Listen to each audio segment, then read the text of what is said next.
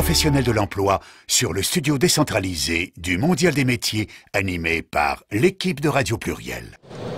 Alors aujourd'hui, eh bien, on finit cette émission sur le numérique, et puis on fait un petit peu une relation avec les tout débuts. Je suis content d'avoir aujourd'hui avec moi Jacques Vallerand.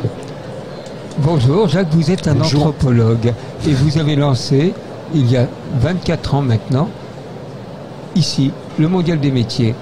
Et vous avez été le premier directeur, et puis plus tard, ensuite, en vieillissant un petit peu, vous êtes devenu le président du Mondial des métiers. Il y avait un autre président autrefois. Vous avez lancé cette affaire-là.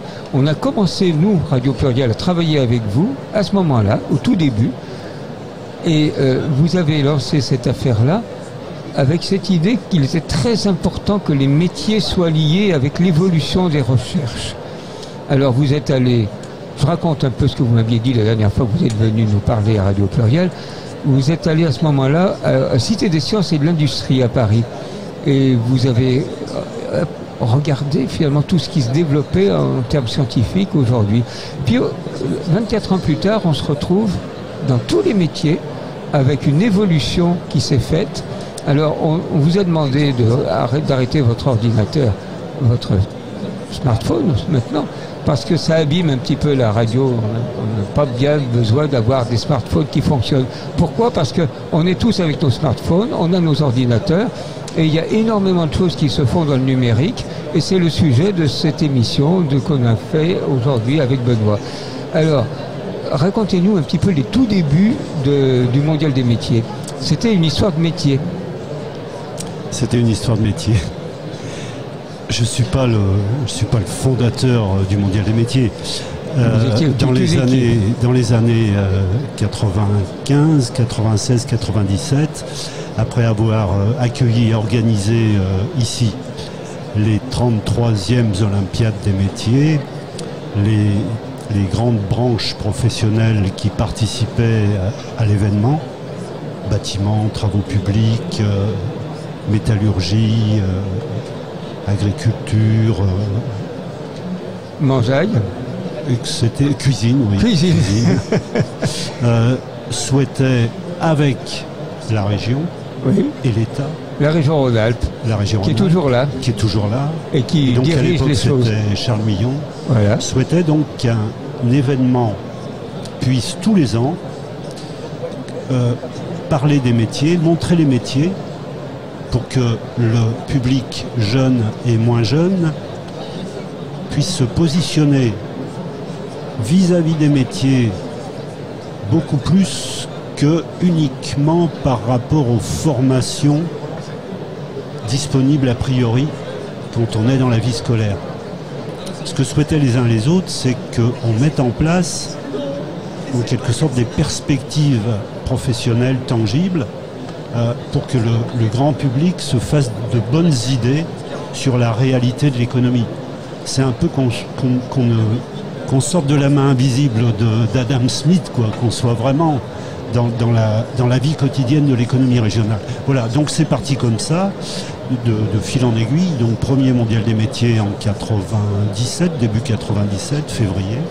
Et puis après, d'année en année, les branches professionnelles ont de plus en plus adhéré au projet, participé, fait des bilans, réfléchi à la bonne manière de procéder. La région Rhône-Alpes, fer de lance constant de l'opération, a aidé au développement des démonstrations professionnelles. Alors c'est important les démonstrations professionnelles, parce que ça a commencé avec Millon, ensuite il y a eu Comparini, il y a eu Kéran, et puis maintenant c'est Wauquiez. Laurent Wauquiez, et tous les présidents de région ont été là pour montrer justement comment les branches petit à petit évoluent, comment tout ce monde se met ensemble.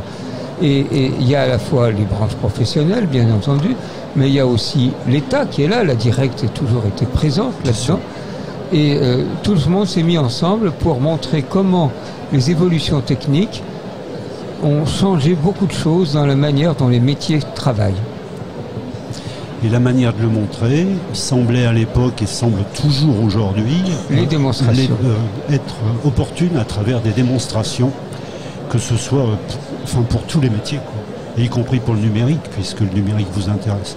Alors voilà. Alors après, bon, sur l'histoire ancienne, enfin relativement ancienne que vous évoquiez, c'est pas aujourd'hui, c'est pas très intéressant. Mais c'est vrai que moi précédemment, c'est une équipe toujours qui a été là. J'ai travaillé à la Cité des Sciences et de l'Industrie, et à l'époque, dans les années 84, 85, 86, il y avait déjà un souci. Alors à l'époque, c'était le président de la Cité des Sciences, qui était Maurice Lévy à l'époque, souhaitait qu'on montre les métiers dans d'éventuels ou de réels rapports avec la science. Et c'est ce qu'on a fait à l'époque, mais ça c'est très très loin. Et là aujourd'hui, ce que je découvre avec beaucoup d'intérêt, c'est le fait que quasiment pour toutes les branches professionnelles, il y a une pédagogie du métier, il y a une pédagogie des métiers qui se développe en termes de gestes techniques, de démonstration, donc on en parlait, mais aussi de discours construits, de discours. Par exemple, la chimie présente une exposition sur la vie sur Mars, qui s'inspire évidemment du film là, qui est sorti avec Matt Damon, que le grand public connaît bien. L'intérêt, c'est, en prenant cet exemple, c'est déjà de se glisser dans l'intérêt vécu d'un public pour le film, mais de montrer à travers ça et à travers quelques thématiques comment peut-on fabriquer des plantes sur Mars, comment peut-on se déplacer, trouver du carburant, enfin, etc. Il faut venir voir l'exposition. Chimie, alors c'est juste derrière nous. Alors c'est chimie, c'est juste derrière vous. Oui, oui. Mais ils sont venus déjà. Ça intéresse les matériaux, ça intéresse l'agroalimentaire, ça intéresse vraiment tous les secteurs.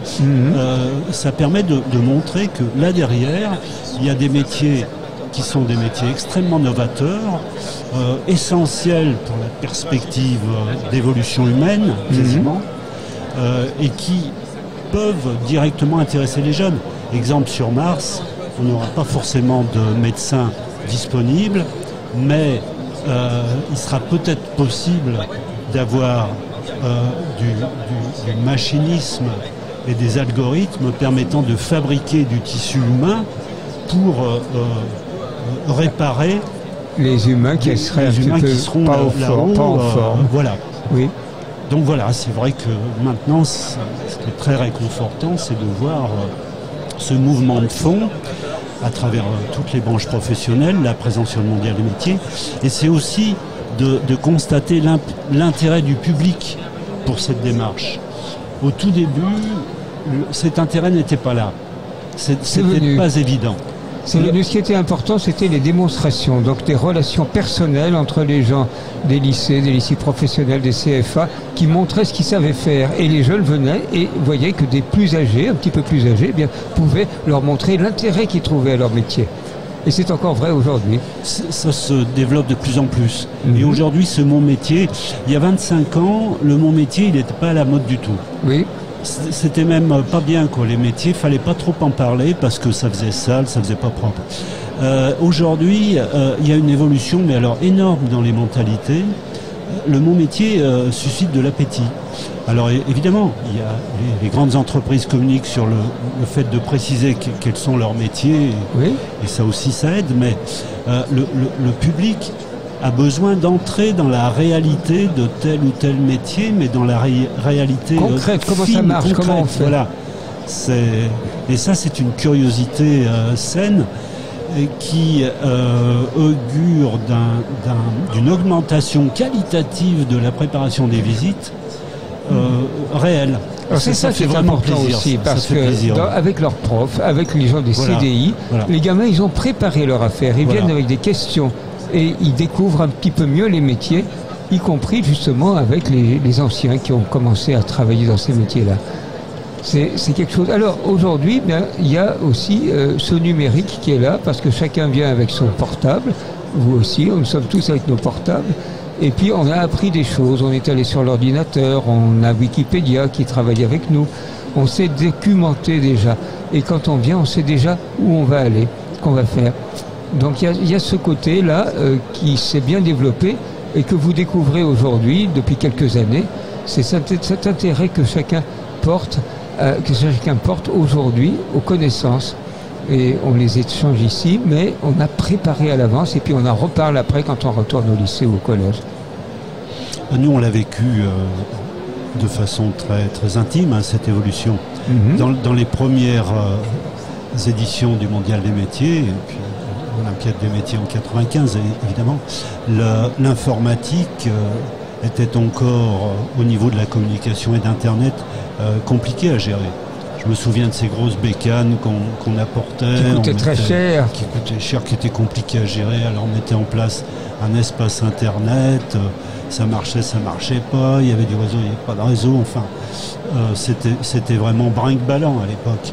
Et puis petit à petit, tout ça a évolué. Alors l'équipe de l'Arôme a fait du très très bon boulot. Il faudrait parler de Rachel, de Kelly, de Bénédicte Zambo, parce qu'elles sont très compétentes dans la matière. Parce que le problème, c'est qu'on venait une fois, et puis après, jusqu'à l'année prochaine, on ne revenait plus.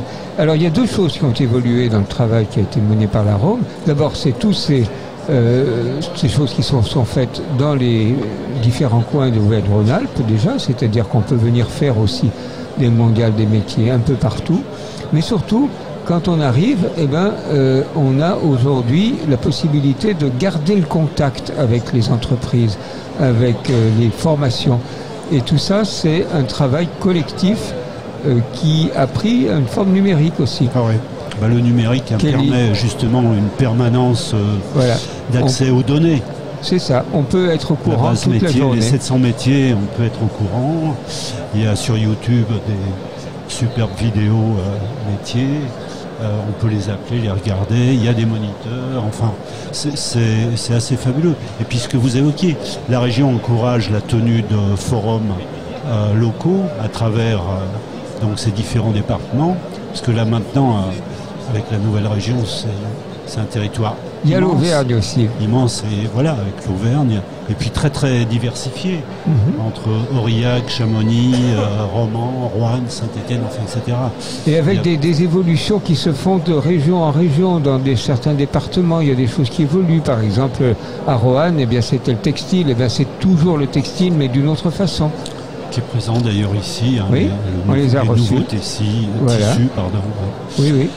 Et là aussi, localement, les forums de métiers, en liaison avec tout le pack documentaire du Mondial des métiers, permettent des discussions et de l'information directe.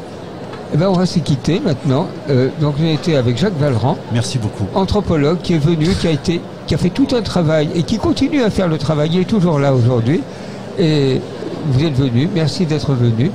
Et on se reverra parce que je crois qu'il y aurait besoin après de poursuivre la réflexion.